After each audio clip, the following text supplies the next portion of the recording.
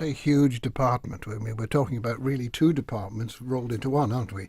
You are, I mean, health and social care, but I think it's very, very important that the two are together, because you do have overlap between both the social care side and the health side. And in fact, the UK has just recently followed the Isle of Man's example, and Jeremy Hunt has become in the UK the very first ever Secretary of State for Health and Social Care. Well, I've seen it being on its own, put together on its own.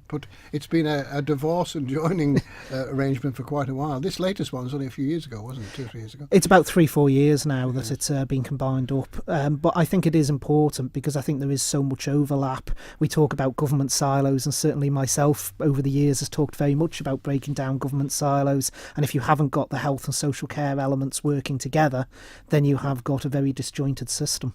Well, soon after taking up your role as a minister, so this is pretty recent, you said that a review is crucial. Now, I never quite understood what you meant by a review. What was the target of it?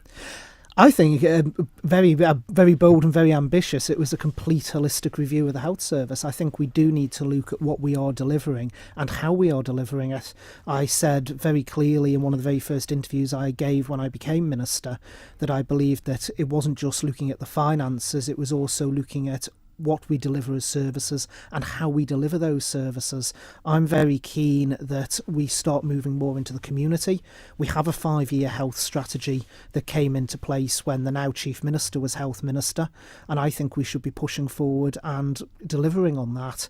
And to be honest, over the last year and a half, I don't feel there has been much delivery on that 5-year health strategy. Well, you did say as well that you thought the performance was unacceptable.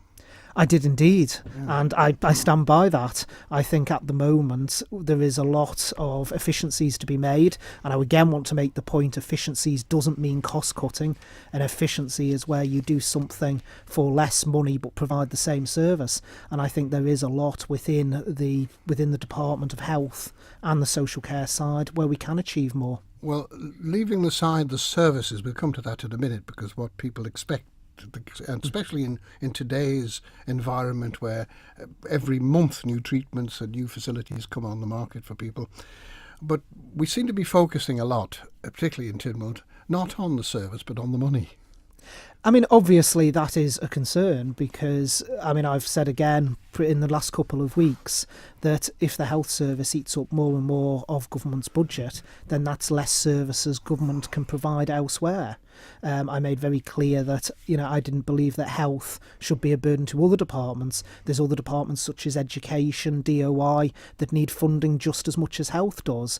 And it is a duty of me as health minister, and I think of everyone working within the health and social care sector, to ensure that every pound of taxpayers' money that does go into our system is spent wisely.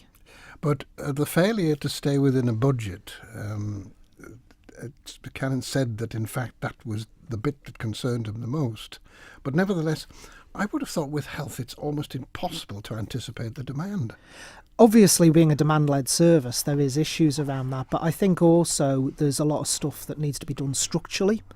I think very much at the moment we are an old-fashioned service that focuses on treating people when they become ill, and I want to see more of a wellness service, to quote a phrase. I think we should be moving away from being a sickness-led service to being a wellness service, treating people in their own communities outside of a hospital setting, and ensuring that we try and do preventative medicine more. Well, now, the need of a health service, therefore, you're talking about one that now meets more modern-day demands with a more modern concept of it. This prevention better than cure is not a new idea, but to use your point a minute ago, does seem to have been put on the back burner a lot. Not entirely, but not as a priority. It does, and I think the reason being that, I'm going to be bluntly honest, I think there's been a lot of firefighting in the department. I think they've been so busy, they've been so busy fighting on the acute side and using the budget to stabilise things there, they've not been able to progress the advancing community care in ensuring people do stay in their homes longer and that people are treated in their own homes and in their own communities. And you've got to get it to a point where you draw a line and say, well, actually, we do have to bite the bullet and transfer some of the money that's on the acute side into the community care.